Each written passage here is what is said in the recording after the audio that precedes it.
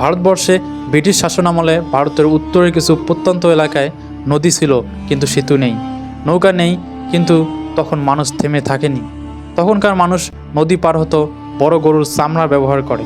প্রথমে চামড়াগুলো ভালো করে পরিষ্কার করা হতো, তারপর মুখ শক্ত করে বেঁধে ভেতরে হাওয়া ঢুকানো হতো।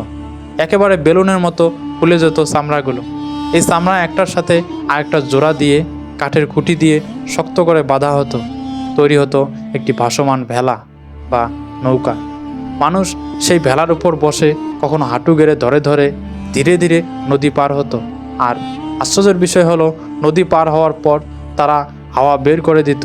চামড়াগুলো ভাঁজ করে কাঁধে ঝুলিয়ে নিয়ে চলে যেত। না ভারী, না বেশি জায়গা লাগে, আবার দরকার হলে নতুন করে ব্যবহার করা যায়।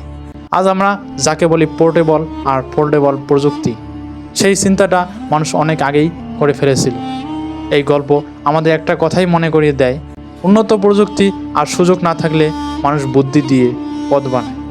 ইতিহাস আসলে সেটাই, যেটা আমাদের প্রতিনিয়ত শিক্ষা দেয়।